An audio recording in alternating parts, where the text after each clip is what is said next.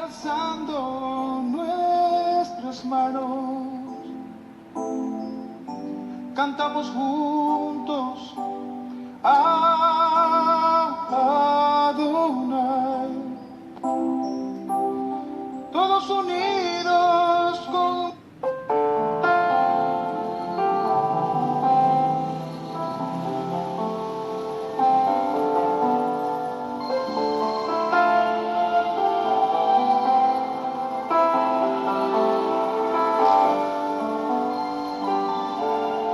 Shabbat Shalom del Kol Israel, Shabbat Shalom para mis hermanos y amigos de la fe, Shabbat Shalom,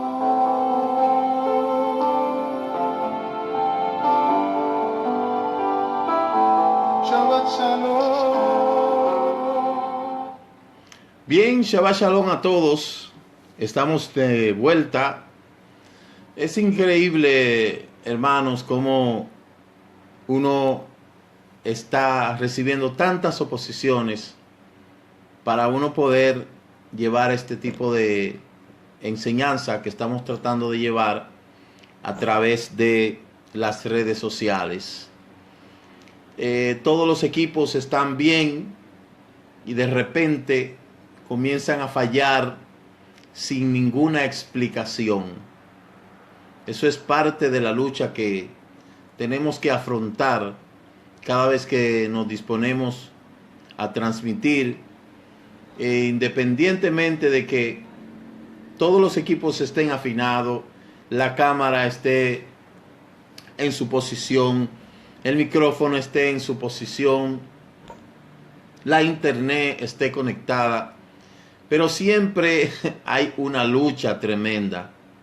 Y es obvio de que el enemigo no le gusta que llevemos este tipo de trabajo, ¿verdad? Y porque él sabe que mucha gente está siendo bendecida en muchas partes del mundo. Por eso yo siempre le pido que por favor siga haciendo tefiló por nosotros.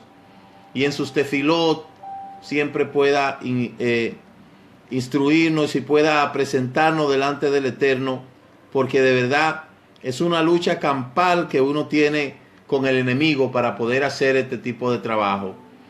Saludamos a todos los hermanos que están en sintonía en este momento. Ya habíamos dado la introducción de la Parashá Yitro y estuvimos desglosando unos cuantos versículos, la primera y la segunda aliyá, y llegamos hasta la tercera aliyá.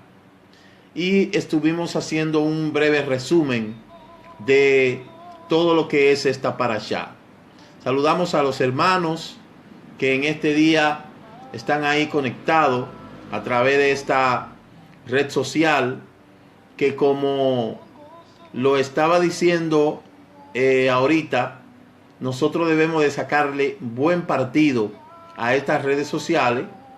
Y como hay tanta gente transmitiendo muchas veces cosas que lo que hacen es que no edifican, hoy se supone que no deberíamos de estar dentro de estas redes sociales, pero eso se torna difícil y a veces hasta imposible.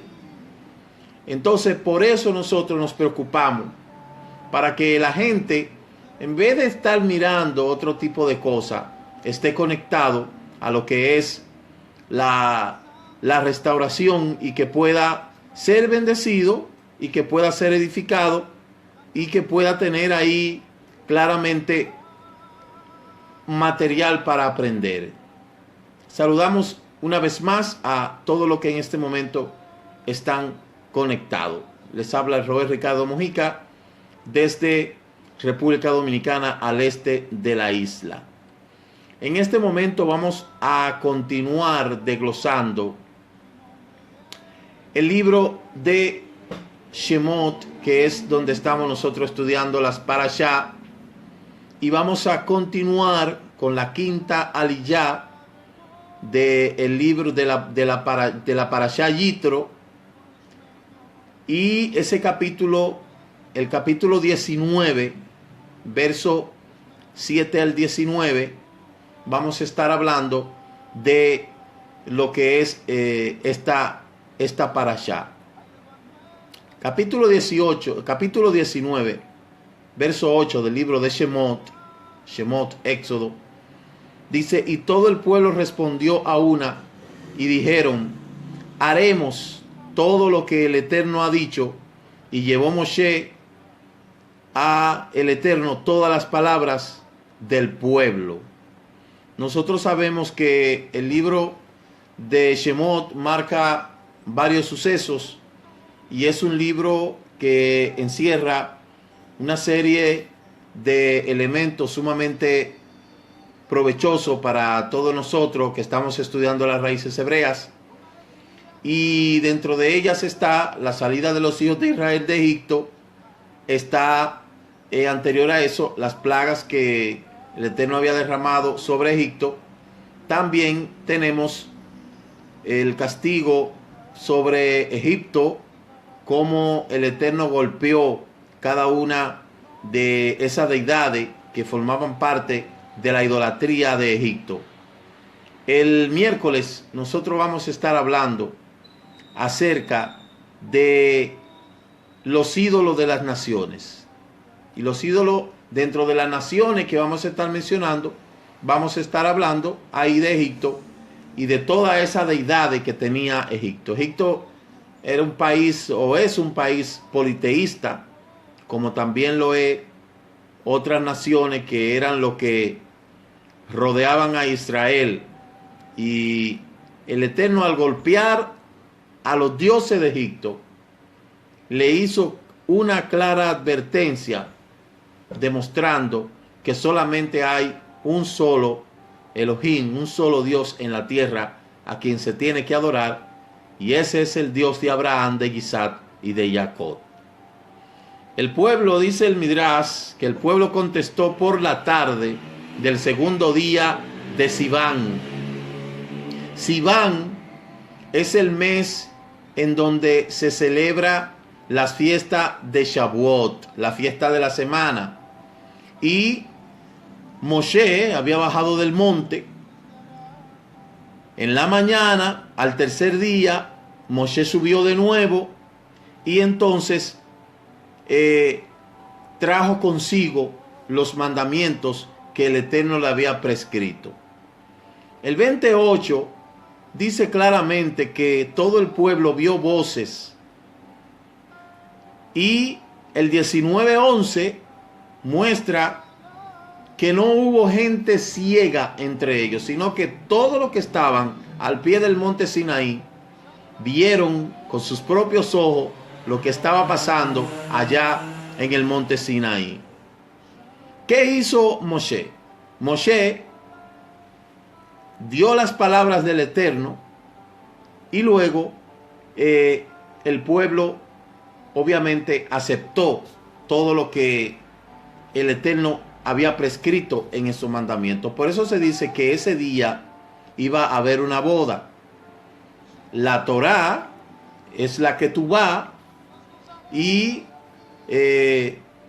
la Jupá era el monte, el cielo en donde estaba el pueblo. Entonces ahí Israel hizo un pacto con el Eterno de cumplir, de comprometerse a cumplir todos esos mandamientos que estaban ahí prescritos. Como lo dice el capítulo 19, verso 9, dice: el Eterno dijo a Moshe: he aquí, vendré a ti en una densa nube, para que el pueblo oiga cuando yo hable contigo, y también te crean para siempre.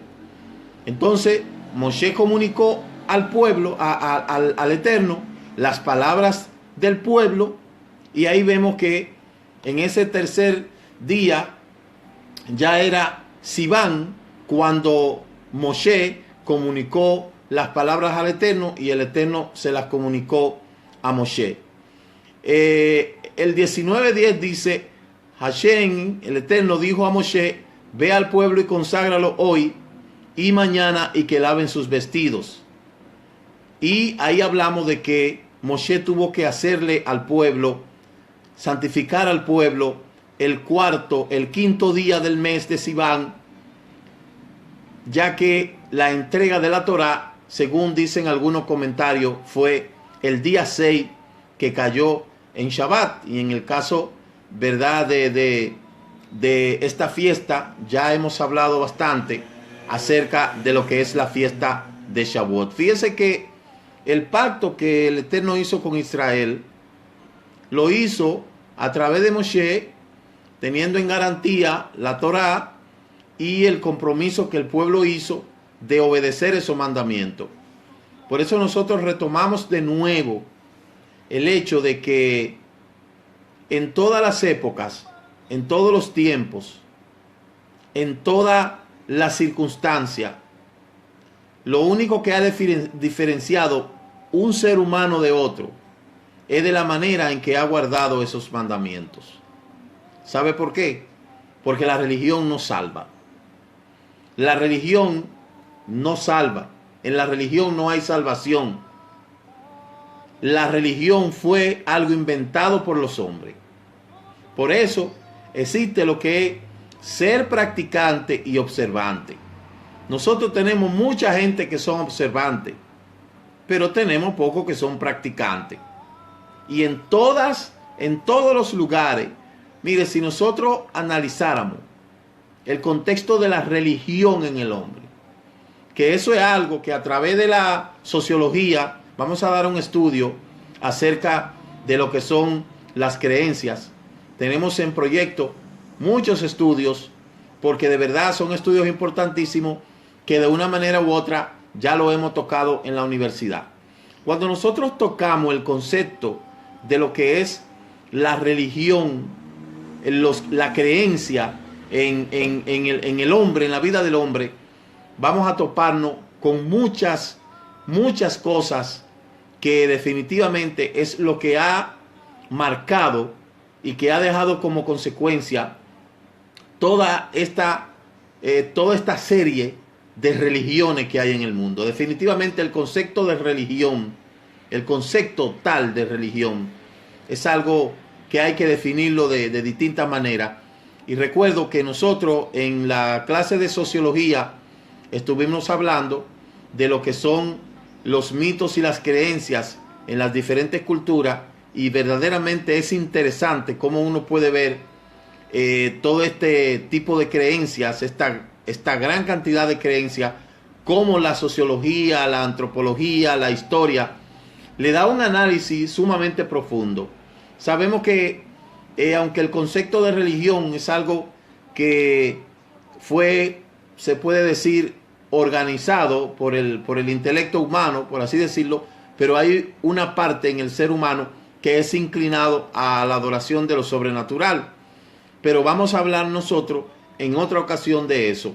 Nosotros estamos hablando ahora de cómo el Eterno le dijo a Moshe: mira, vete a donde el pueblo, dile que se santifiquen, porque ellos iban a recibir el certificado de ese compromiso que habían hecho de hacer lo que el Eterno había exigido que hicieran. Y ese fue el gran pacto que hizo el Eterno con Israel al pie del monte Sinaí.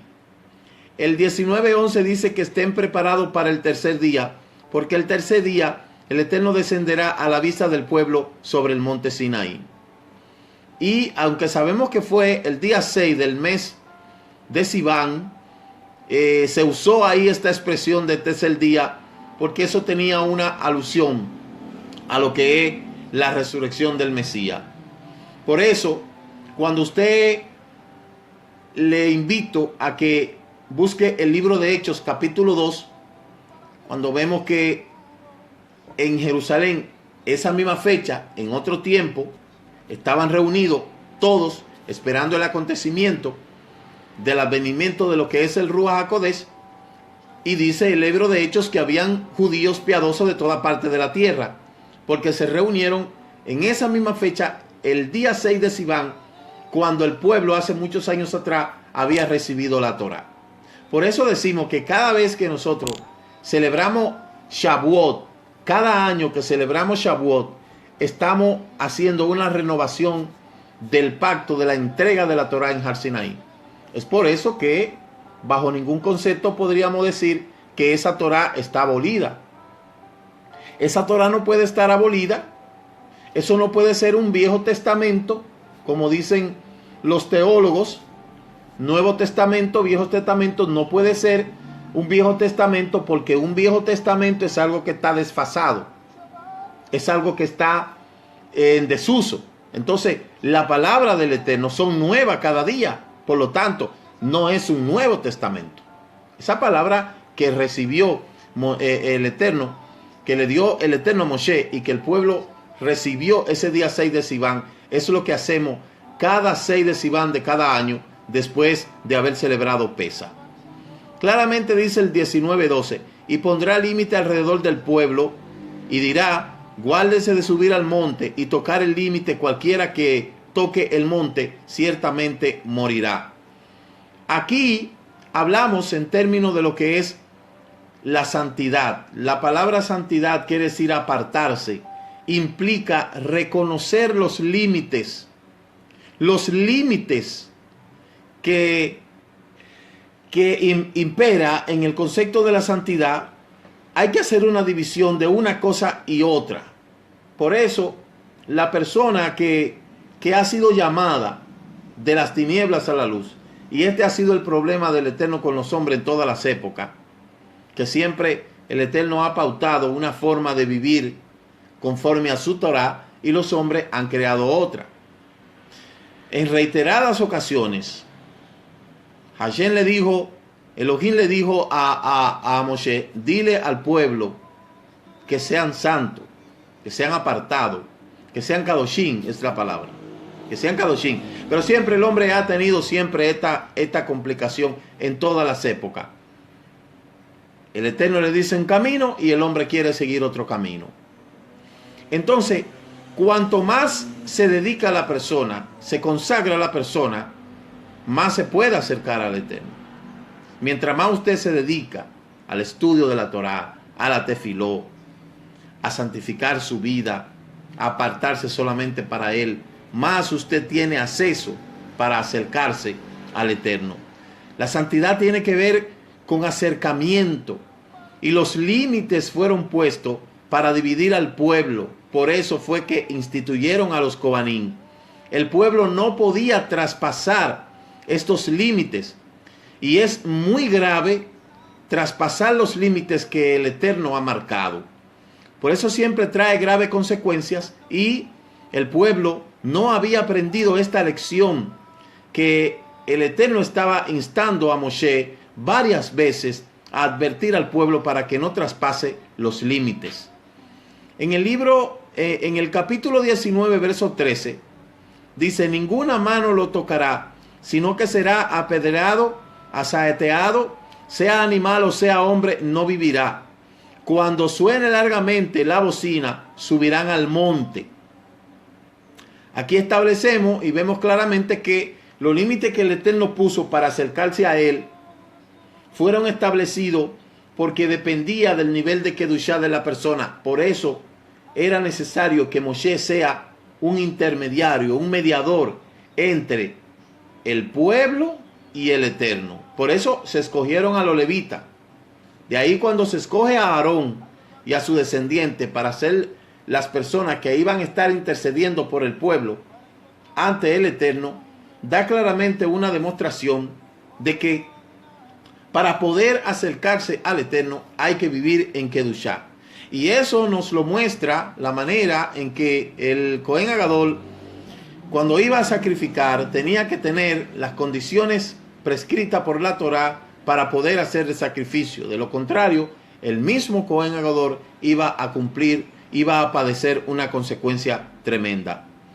La palabra hebrea que ha sido traducida como bocina es yovel, que significa cuerno, especialmente cuerno de carnero, esto parecido al shofar.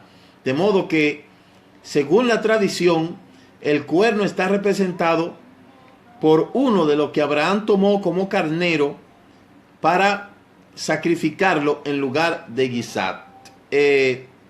Existen dos shofar. Uno es el shofar corto, que es este que tengo aquí junto a la Torá, un shofar corto, se llama shofar katán, y hay un shofar largo, que ese es el shofar gadol, el katán y el gadol. Ese pequeño tiene un sonido bastante lúcido, tiene un sonido bastante definido, un sonido bastante bonito, y por eso esto dividía el límite a través del cual, cuando escuchaban ese sonar, el pueblo tenía que apercibirse, porque estaba advirtiendo algo. 19, 14, 15 dice: y Moshe bajó del monte al pueblo y santificó al pueblo.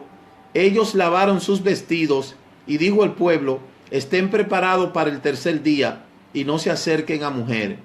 Entonces aquí vemos que la santificación consistía en 4 cosas. Primero, la santificación del cuerpo, que era pasar todo el cuerpo por el agua purificadora o la mikveh, para ser libre de toda contaminación en referencia al contacto con la muerte. En primer lugar, por haber tenido un contacto físico con cualquier cadáver, o por tener emisión seminal o flujo menstrual, como dice Ezequiel capítulo 16, versos 8 y 9. Hay otros traductores que dicen que no tan solamente lavaron sus ropas al Eterno, sino que lavaron todo. Ya nosotros hemos estado hablando acerca de lo que es la tevilá. Y ahí se habla de la tevilá por purificación. El pueblo tenía que purificarse. De ahí en adelante que se establece el contexto de la purificación. Estuvimos hablando de la mikveh. Usted puede buscar ese estudio que habla acerca de la inmersión, la tevilá, la inmersión, la tevilá, la inmersión por purificación, la inmersión por dedicación o la inmersión por conversión. Aquí estamos hablando de la tevilá por purificación. El pueblo tenía que purificarse. La Torá establece que las mujeres todos los meses después de su unidad deben de esperar 7 días después que su unidad se le quita, y entonces deben de hacer tevilá en una mikveh. Igualmente los hombres casados en sus relaciones íntimas tienen que tener esta rigurosidad, porque todo esto impurifica al pueblo. Es lo que mucha gente mal ha traducido. Cuando la escritura habla en el libro de Mateo capítulo 28 verso 19, que dice: vayan y hagan talmidines sumergiéndolo en mi nombre, ahí está hablando de la tevilá, de la inmersión por conversión. Pero hay otro tipo de conversión, de inmersión, que se tiene que seguir practicando, que es como rito o costumbre. Cuando una persona va a pasar a ser adulto, en el caso de los varones, que va a cumplir 13 años, ahí tiene que hacer lo que se le conoce como el bar mishvah en los varones y bar mishvah en la hembra. Entonces igualmente hace purificación. De igual manera, a la persona cuando muere, una persona muere, de igual manera también se le hace purificación. ¿Por qué? Porque ya esa persona ha pasado, esa alma ha pasado a un descanso, por lo tanto su cuerpo debe de ser honrado. Entonces es interesante el contexto de las purificaciones, lo que es la mikveh, porque todo esto de una manera u otra mantiene a la persona ritualmente limpio. La segunda parte, el segundo concepto de lo que es santificarse, es la santificación de la ropa. Lavar sus vestiduras como un acto de purificación exterior de la ropa, que es una extensión del cuerpo humano. La ropa es una extensión de nuestro cuerpo. Por eso hay una mitzvah que dice que no se debe de mezclar lana con lino. Y en la cultura hebrea es muy riguroso llevar esta mitzvah, porque es un mandato que dice la Torah. Pero fíjense que esas cosas no se toman en cuenta en lo que es el occidentalismo. El judío lleva rigurosamente esta cultura, este concepto, esta mishvah de la vestimenta. Esta vestimenta es una extensión del cuerpo. Por eso hay ocasiones en que se usan vestimentas, por ejemplo, vestidos todo de blanco, por ejemplo, en Pesa o en cualquier otra, fiesta. Quiere decir que nuestra alma está limpia, al igual que nuestro cuerpo, que se refleja en nuestra ropa. Pero hay un elemento muy importante en eso. Usted puede vestirse de blanco, todos. Puede ponerse hasta el kipá blanco. Pero eso no va a servir de nada si su corazón está sucio. Si su interior está sucio, no importa que nos vistamos todos de blanco. Como la ropa es una extensión del cuerpo, si nosotros ostentamos tener una ropa de color blanco, de igual manera nuestra vida interior tiene que estar de blanco. Es nuestro interior básicamente lo interesante. En tercero está la santificación mental y espiritual. Armarse con la mente, con expectativa y preparar su interior en oración para poder entrar en el pacto y recibir al Eterno. Por eso el Eterno le dijo a Moshe, dile que se santifiquen por 3 días, que laven su ropa, que laven su cuerpo y obviamente tienen que estar consagrados para poder ellos ver el contexto de lo que es la Kedushá del Eterno. Aquí habla de no tener relaciones sexuales durante esa época, el cual produce impureza ritual por su relación con la muerte, porque los espermatozoides que mueren sin producir vida humana, por lo cual fueron creados para crear vida humana, cuando el hombre tiene contacto con la mujer y no crea, pues obviamente hay un estado de impureza. No que el acto sexual en sí sea pecado. Estamos hablando entre personas que son casadas. Y el Eterno le dijo, santifíquense, que los hombres no toquen las mujeres. ¿Por qué? Porque había un propósito. En cierta ocasión, Shaul dice que cuando se vayan a apartar a los casados, cuando se vayan a apartar a consagrarse al Eterno por tal o cual situación, que se deben de poner un mutuo acuerdo para que aquí no se abra una puerta y entren espíritus de las tinieblas y entonces ahí haya un problema mayor en el matrimonio.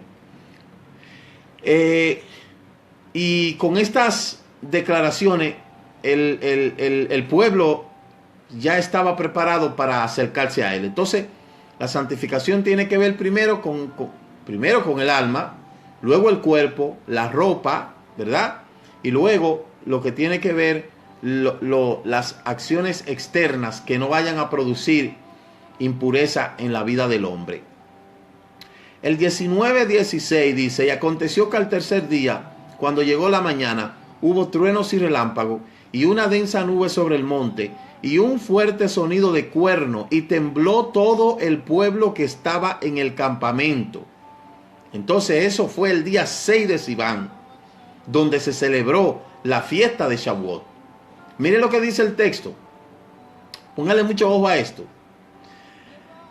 Éxodo 19:16 dice, y aconteció al tercer día, cuando llegó la mañana, hubo truenos y relámpagos, y una densa nube sobre el monte, y un fuerte sonido de cuerno. Y dice, y tembló todo el pueblo que estaba en el campamento.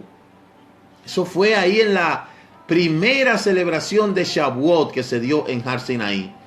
Entonces, por eso es que 50 días de Pesa, de salir de Egipto, 50 días después de salir de Egipto, entonces acontece la entrega de la Torá en Har Sinaí, y es por eso que ahí en el libro de los Hechos, capítulo 2, verso 1, aconteció lo mismo después. Ese día 6 de Sivan, la asamblea primitiva estaba reunida celebrando Shavuot, y aconteció esto. Mire, lo mismo que pasó allá en Har Sinaí, pasó el día de Shavuot, el famoso día de Pentecostés. Cuando llegó el día de Shavuot, dice Hechos 1, estaban todos juntos en un mismo lugar, de repente vino del cielo un ruido como de una ráfaga de viento impetuoso que llenó toda la casa donde estaban sentados, y se le aparecieron lenguas como de fuego, repartiéndose y posándose sobre cada uno de ellos, y todos fueron llenos del Ruach de Kedushá y empezaron a hablar en otras lenguas según el Espíritu le daba para expresarse. Aquí vemos la similitud de lo que pasó en Har Sinai. A diferencia de que aquí en Hechos no había un alboroto sin sentido, porque recuérdese que dice la Escritura que le escuchaban hablar todos en su propio idioma. Ahora bien, esto se malinterpretó. Este evento que pasó aquí se malinterpretó después. Y entonces aluden a que ahí había un desorden sin sentido. Ahí no había un desorden sin sentido. Lo que estaba pasando ahí era algo que tenía significado. Todos los creyentes que estaban ahí estaban muy conscientes de lo que estaba pasando. Ahí no había un lenguaje sin sentido. Ahí no había someras palabras. No. Ahí todos los que estaban ahí estaban conscientes de lo que estaba pasando. No era verdad que lo que pasó ese día en Shavuot, cuando la asamblea primitiva, eso era un alboroto sin sentido. No es así. Eso se malinterpretó después. El sonido de shofar es muy significativo, y el sonido de Shavuot es llamado el primer shofar. El shofar de Yom Teruah, el primer día del séptimo mes, es llamado el último shofar. ¿Usted ve?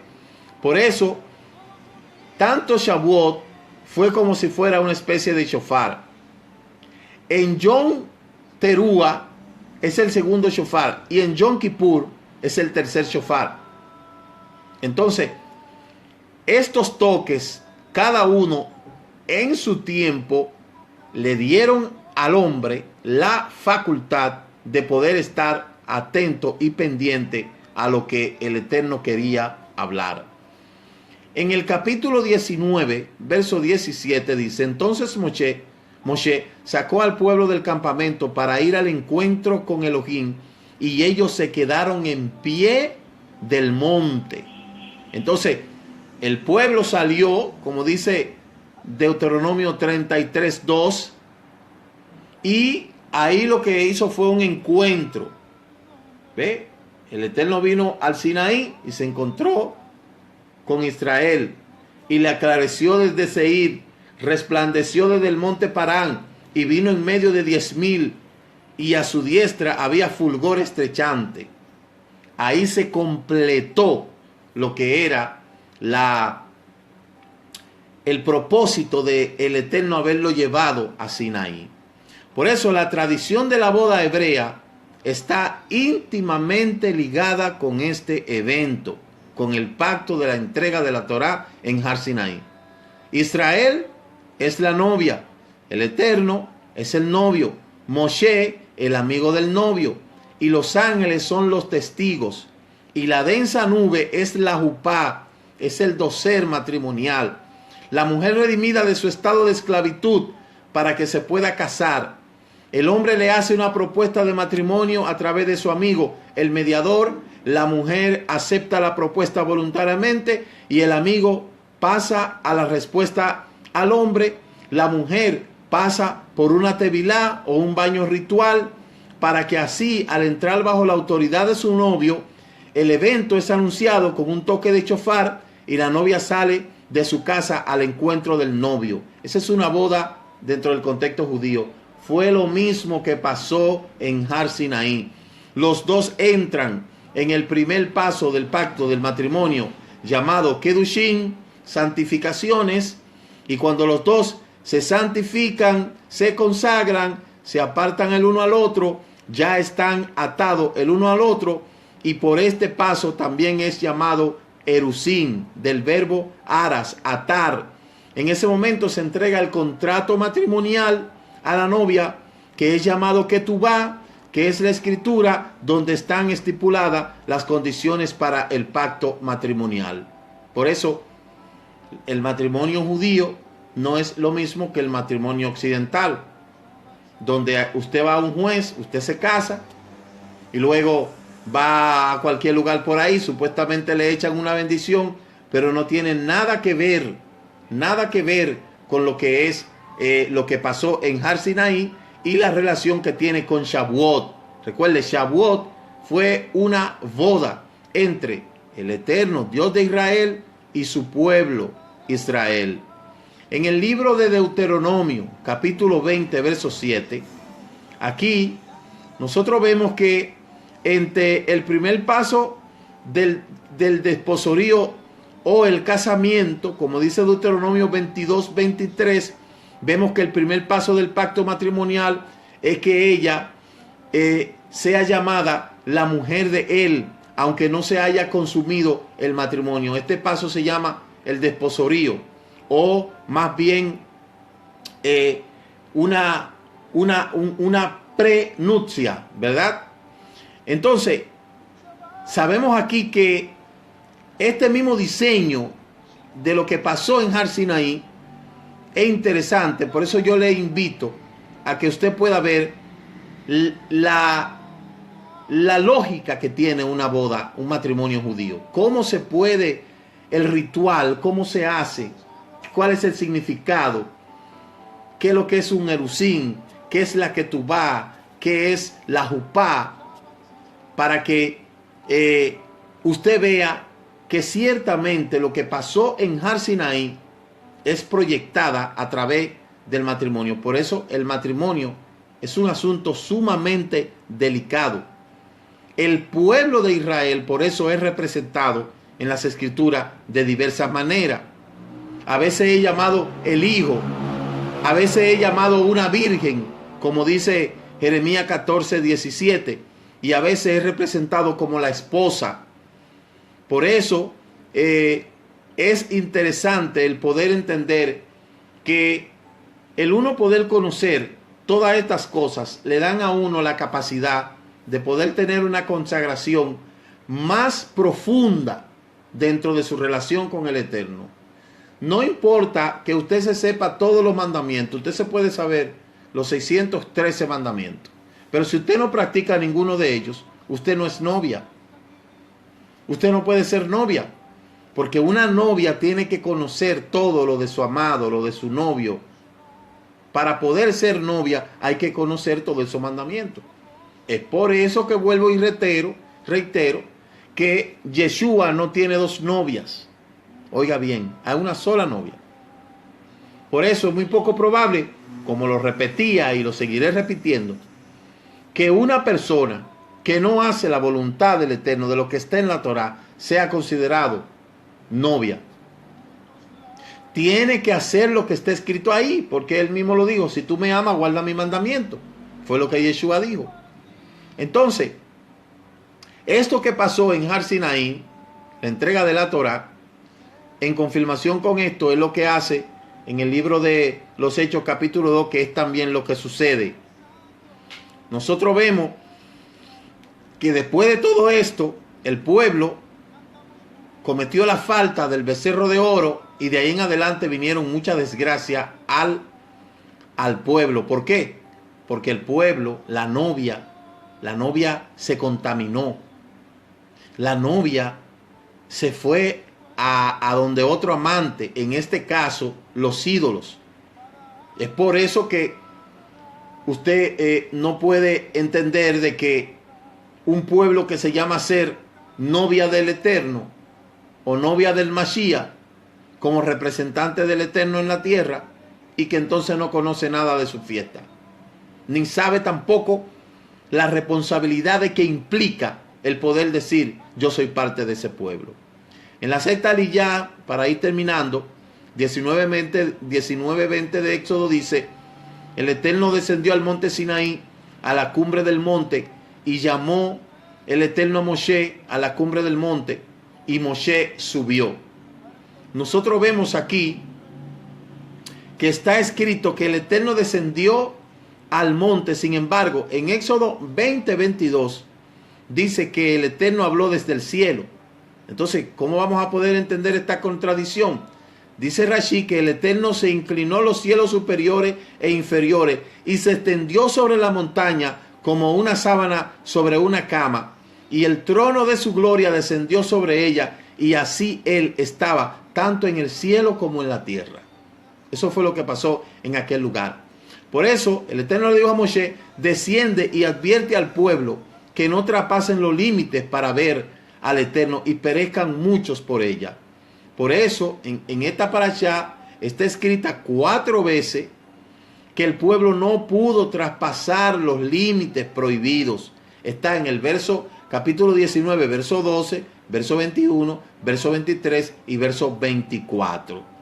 Por eso es importante que nosotros no tratemos de pasar los límites, como dice Deuteronomio 19:14. No moverás los linderos de tu prójimo, fijados por tus antepasados, en la herencia que recibirá en la tierra que el Eterno tu Elohim te da en posesión. Por eso es que la palabra Torah significa instrucción, significa lanzar, disparar, marcar, señalar. Esto nos enseña que la Torah pone el límite necesario para el bien del hombre y la naturaleza. La Torah del Eterno marca dónde está la diferencia entre lo permitido y lo prohibido. Pecar es cruzar los límites de la Torah, como está escrito en 1 de Juan 3:4. Todo el que practica el pecado practica también la infracción de la Torah. Por eso, el hombre espiritual no está dirigido por los impulsos naturales. Un hombre espiritual es un hombre de principios, no de impulso. ¿Por qué razón? Porque cumple los mandamientos que están marcados por la Torah. Mire, al fin y al cabo, como le decía anteriormente, lo que va a marcar la diferencia entre un hombre y otro es que usted guarde los mandamientos del Eterno. Y hay 3 cosas esenciales que toda persona debe de hacer. Primero, debe de ser justo. Segundo, no cometer idolatría. Oiga bien, no cometer idolatría. Practicar la justicia, no cometer idolatría, y más que nada, declarar con sus labios que solamente hay un Elohim. Definitivamente, porque la religión no te salva. No importa si estás en el judaísmo, en el catolicismo, pentecostalismo, no importa en el lugar donde estés. Hay un llamado a practicar la justicia. Hay un llamado a practicar la justicia, sobre todo en la faz de la tierra. Las culturas del mundo se rigen por principios que son las más influyentes. Los países pobres son pobres porque la mayoría de sus habitantes están traspasando los límites, y esto produce maldición. Fíjense que los países que tienen una población, una densidad poblacional de pobreza, es abundante la idolatría, la ignorancia. Todavía hoy en este pueblo, en este siglo XX, en este país, la gente va a arrodillarse ante una imagen. Qué terrible. ¿Qué puede hacer una imagen por un ser humano? ¿Puede hacer una imagen algo por ti? ¿Puede hacer una pintura algo por ti? ¿Puede hacer un palo? ¿Puede hacer una estatua algo por ti? No, no puede hacer nada. ¿Por qué no pueden hacer nada por ellos mismos? Por eso fue que el Eterno santificó los Kohanim. 19:22 también, que se santifiquen los Kohanim que se acercan al Eterno, no sean que el Eterno irrumpa con ellos. Los Kohanim eran los primogénitos de Israel, y ellos podían acercarse al Eterno. Y esto nos enseña que hay diferencia y niveles de santidad entre el pueblo. Los Kohanim estaban llamados a practicar la Kedushá, y por eso se le exigía más. Tanto así, por eso no se le dio herencia. La herencia que se le dio a los Kohanim fue el diezmo de las primicias. Es por eso que yo le digo a las personas que ha habido una malversación de toda esta palabra, y las religiones han agarrado lo que más les gusta y han desechado lo otro. Pero la Torá es completa. Usted o toma una cosa o no toma nada. Moshe dijo al Eterno: el pueblo no puede subir al monte Sinaí porque tú nos advertiste diciendo: pon límite alrededor del monte y santifícalo. Lo que hace que algo sea santificado es un límite. Y el monte fue santificado por los límites y la presencia del Eterno estaba limitada, como dice Shemot 29:43. Y en el verso 19:24 de Shemot, entonces el Eterno dijo: ve, desciende y vuelve a subir, tú y Aarón contigo, porque los Cohanim y el pueblo no traspasen los límites para subir al Eterno, no sea que Él le irrumpa contra ellos. Entonces, el único que podía acercarse un poquito más para allá era Moshe.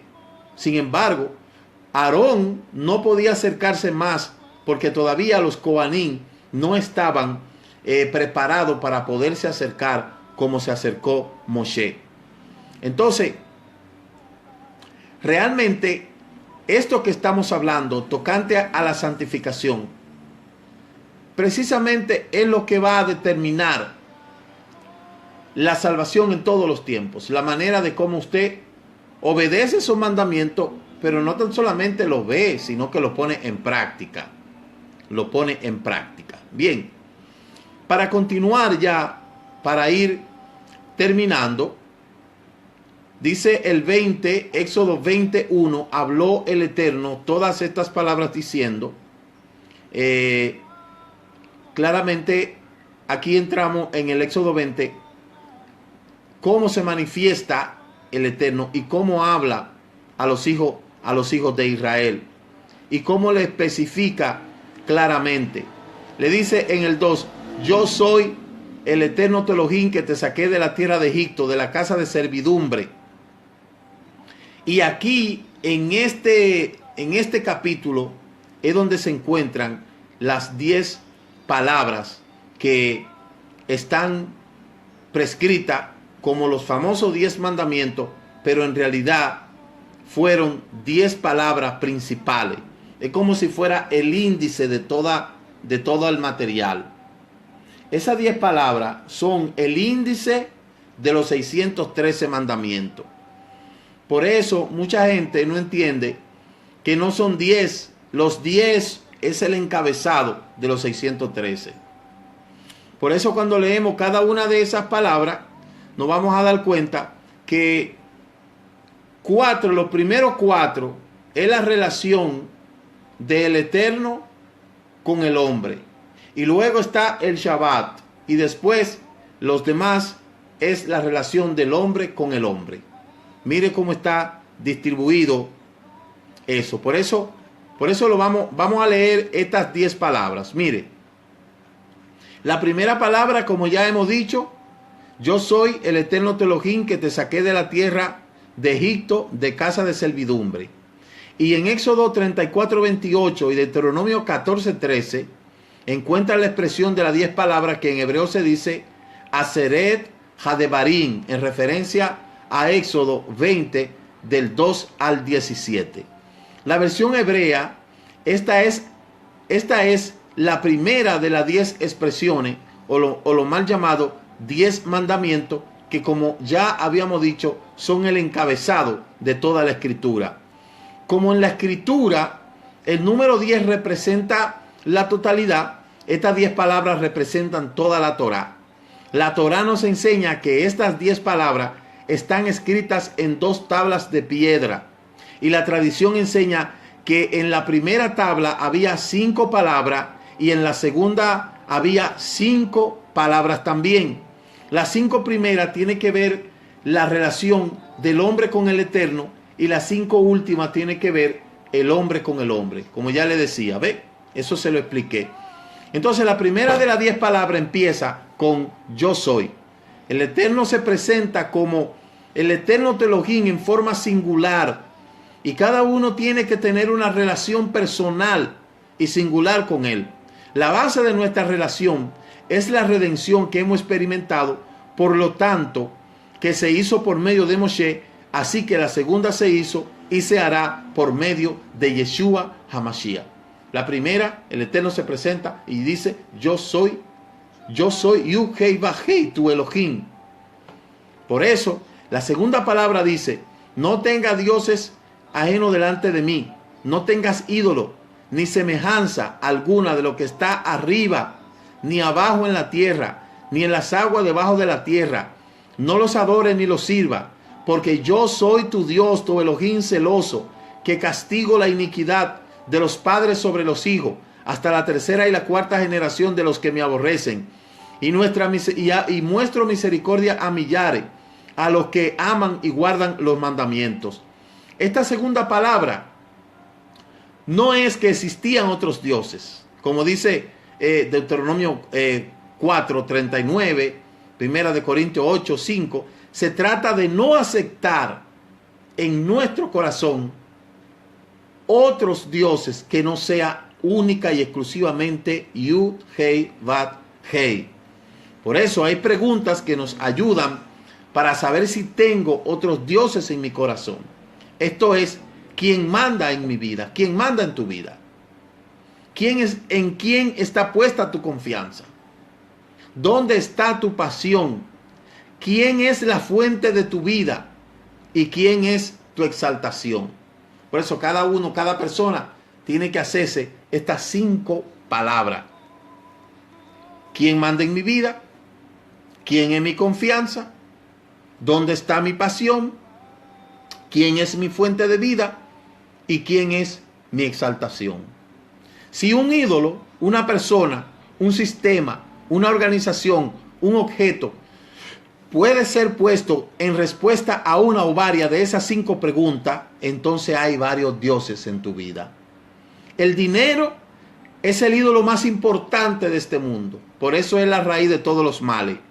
Los avaros no heredarán el Olán Abá, como dice Primera de Corintios 6:10. Ni los ladrones, ni los avaros, ni los borrachos, ni los difamadores, ni los estafadores entrarán en el Olán Abá. Por eso, un ídolo no es tan solamente adorar un cuadro. Un ídolo es el dinero, un sistema, una organización, un objeto, cualquier cosa que haya puesto delante del Eterno.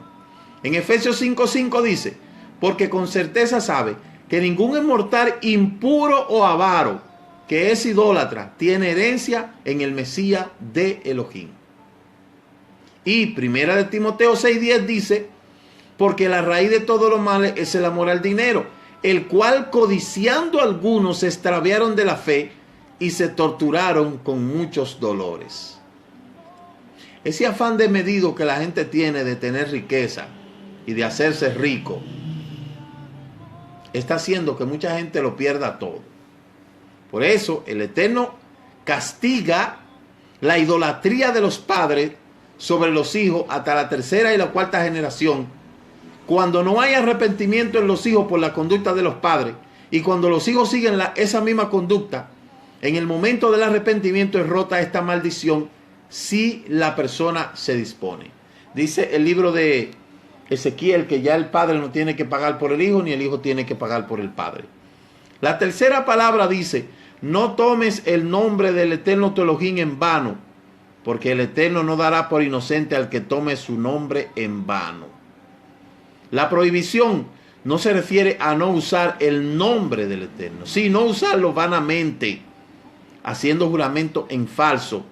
Está prohibido hacer juramento en falso. Mire, acerca de la pronunciación del nombre del Eterno hay muchas opiniones. Nosotros tenemos la nuestra, pero hay muchas opiniones. Pero usted sabe que ese nombre llamado, ese falso nombre Jehová, la gente lo tiene para todo. Y lo usan de todo, de toda manera. Y de igual manera, el nombre de Dios, todo el mundo utiliza eso de la manera que quiere. Ahora, la Escritura dice, no tomará el nombre tu Elohim en vano. El Yud, Hei, Vav, Hei, no lo tomarás en vano. Hay que tener mucho cuidado.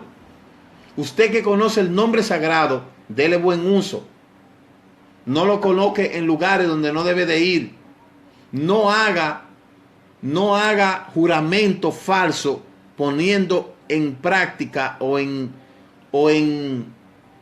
en garantía ese nombre, porque eso puede ser un acto de condenación. La cuarta palabra dice, acuérdate del Shabbat para santificarlo. 6 días trabajarás y harás toda tu obra, mas el séptimo día es Shabbat para el eterno tu Elohim. En él no harás ninguna obra, ni tú, ni tu hijo, ni tu hija, ni tu siervo, ni tu sierva, ni tu ganado, ni tu extranjero que está contigo, porque en 6 días el Eterno hizo los cielos y la tierra, el mar y todo lo que en ellos hay, y reposó en el día séptimo. Óigame bien, el verbo acuérdate en hebreo se dice paor, que implica algo constante. Lo que nos dice aquí es que el Shabbat es algo perpetuo y no podemos dejar de celebrar el Shabbat. Dicen las religiones que ya el Shabbat está abolido, pero no es así. El libro de Éxodo capítulo 20 del 8 al 11 lo dice bien claro. Luego tenemos la quinta palabra que dice, honra a tu padre y a tu madre para que tus días sean prolongados en la tierra que Elohim te da. El mandamiento de honrar a los padres es un mandamiento con primicia. ¿Cuánta falta hace eso en esta temporada, en este tiempo? ¿Cuántos hijos, cuántas hijas que deshonran a sus padres, deshonran a su madre con sus acciones, con sus actos?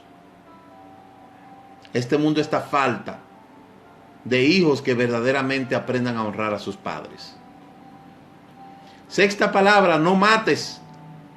Aquí no se trata de una ejecución de un juicio divino sobre una persona que ha sido condenada a muerte, sino de un asesinato, de matar a un ser humano. No matarás, no asesinarás. Y la séptima palabra, no adulteres. Se trata de serle infiel al pacto matrimonial. Octava palabra, no hurtes, no robes, de ninguna manera. De ninguna manera. Octava palabra. Novena palabra, no dé falso testimonio contra tu prójimo. Y décima palabra, no codicies la casa de tu prójimo. Aquí están estas 10 palabras. Sería bueno que la gente reflexionara tocante a esta parashá. Mañana la voy a colocar, esta porción de las 10 palabras, para que la gente la pueda estudiar y pueda conocer la profundidad que implica esta palabra. Así es que lo vamos a dejar hasta aquí por esta noche. Hemos avanzado bastante en este estudio y le agradecemos a todos ustedes su sintonía por habernos dado la oportunidad de estar ahí. Que el Eterno le bendiga, que el Eterno le guarde y le deseamos a todos un feliz Shabbat. Shabbat Shalom.